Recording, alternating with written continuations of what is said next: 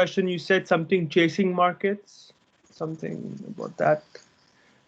Hedging. So hedge funds do not do hedging, but they chase the market. Or so, let me. Okay, so hedge funds, when I say hedging, right, hedging is a different topic altogether, but hedge funds were generally set up to generate higher returns. So that is what I said, they chase returns. So the objective of a hedge fund is to generate higher returns, Yeah. theoretically with lesser risk, but in practicality that doesn't work. So the risks are higher and obviously the returns are higher, but then it backfires also. Cool. So any other? What exactly? I mean, I saw a few more videos.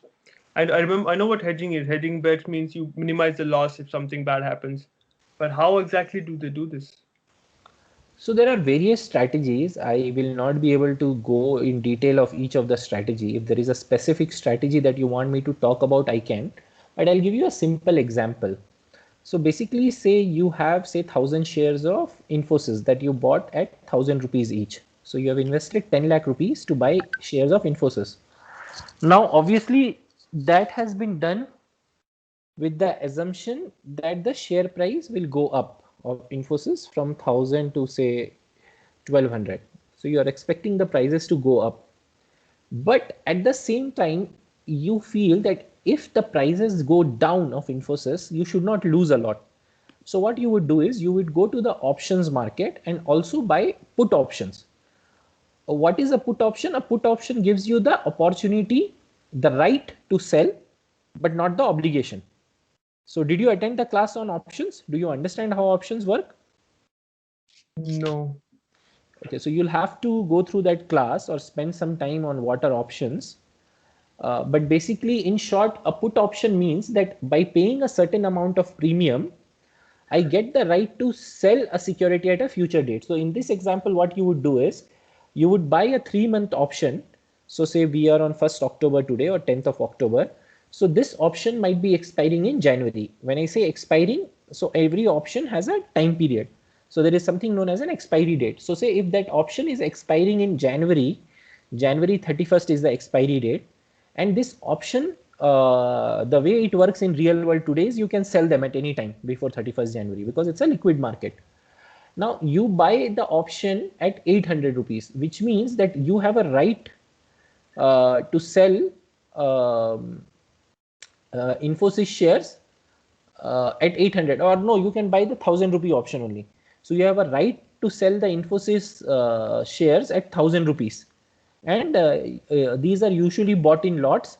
So say you bought X number of lots to match your same quantity of 1000. Are you following me? Okay. So now to have this opportunity to sell shares of Infosys at 1000 at any time before 31st of January 2021, you would pay a certain amount of premium because you are getting an advantage. You have some kind of a right.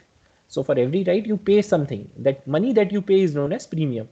So you may end up paying say 100 rupees per share. I'm just hypothetically giving you an example. So actually the net realization that you will get is 1000 minus 100. So 900 rupees is what you will get. Now this is beneficial for you if the stock price of Infosys go down. Because even if it goes to 600, you will still be able to sell at 1000 anytime before 31st January. So this way you have already bought in the spot market. So if the price goes up, you make money there. If the price goes down, you lose money there, but in the option you make money. Okay. Got it. Okay. So that is how hedging works. So applying contrary strategies. So, but this is different from what LIC is saying. LIC doesn't do this because LIC is not into all of this hedging and all. LIC is more like a long only fund. When I say long only fund, these funds have an agenda to buy and hold for multi years, 1 year, 2 year, 5 year. So there are a lot of videos and articles you will get when you just Google long only funds. LONG. Long means buying and holding. That is what is known as long. So I hope I answered. So hi, hi Nimit, Srihari, and Webhav. So we are doing some Q&A. So based on the articles I had shared on hedge funds and on LIC, Ashrar had a few questions which I'm going through. So if you guys also went through and have some questions of your own, you can ask. Or we can talk about more about hedge funds today in detail. That was the agenda as we discussed. Anything else you guys would want to discuss today?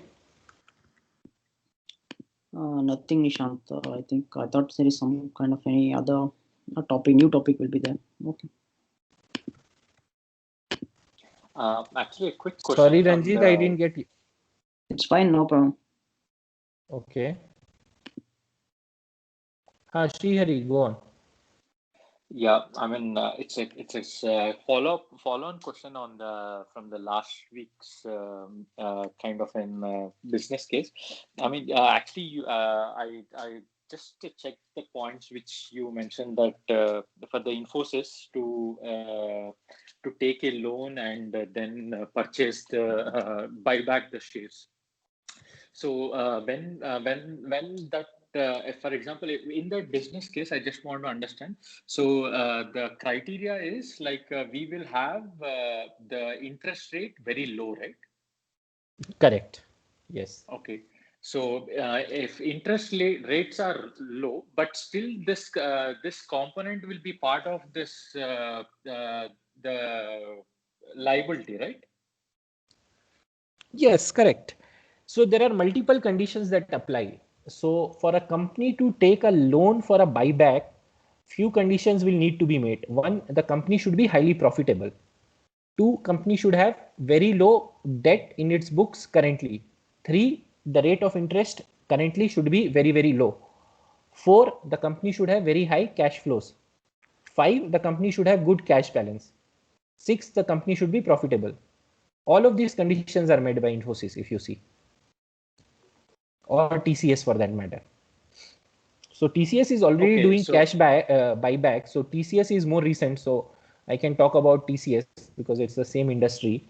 So TCS management said they have 80,000 crores of cash balance. So we can open their balance sheet and double check, or you guys can do it and we can talk tomorrow. But they have 80,000 crores of cash balance. And this is from 3 days ago. 7th of October is when they published their second quarter results.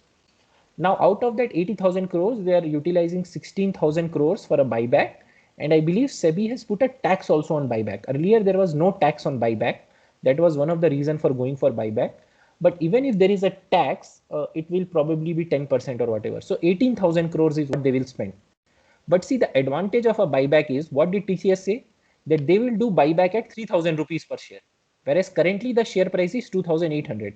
So in a way, TCS management has increased the share price of TCS by that 200 rupees, which is 200 divided by 2,800 is still about 6%. So they have already given a benefit of 6% to their current shareholders.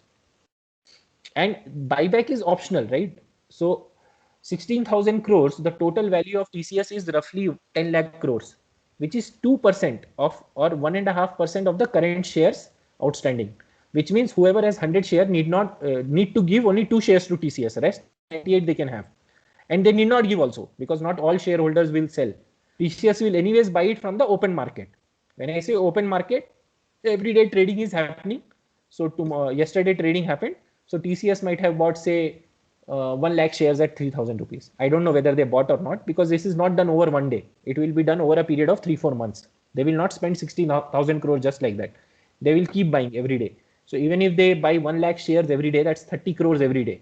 So in a month, it will be what, 600 crores because we have 20 sessions. So it will take almost a year to utilize all the money if they keep buying 1 lakh shares every day.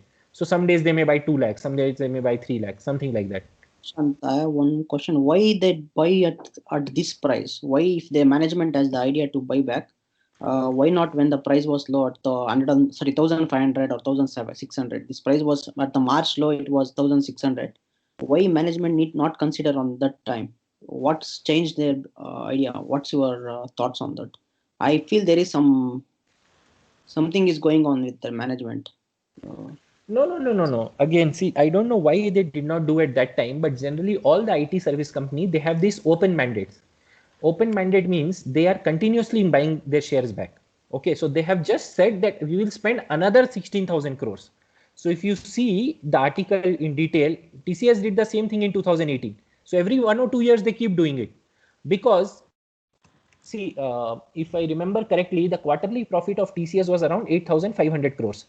So every year TCS will generate around 30,000 crores in profit, 30 to 35,000 crores, which keeps growing at around 8 to 10%. So say let's assume for this financial year, which will end in March 2021, TCS will generate somewhere around 32,000 crores in profit. In the previous year, which is the year ended March 2020, they generated maybe 28,000 crores in profit. So last 2-3 years, whatever they generated, roughly 80,000 crores has got accumulated now in their cash only. Okay. I think it will be easier if I explain with the results open. I'm opening it. But basically, so answer to your question, I don't have, Ranjit. I don't know why they decided now. But basically, the objective is to utilize this extra money. And obviously, this also tells us that the management doesn't know what to do with it. So they don't need this, because see, service companies, they don't need money to buy furniture or whatever. Means not a lot of money. And they definitely don't need the money to buy other companies, because that's not a model that works very well.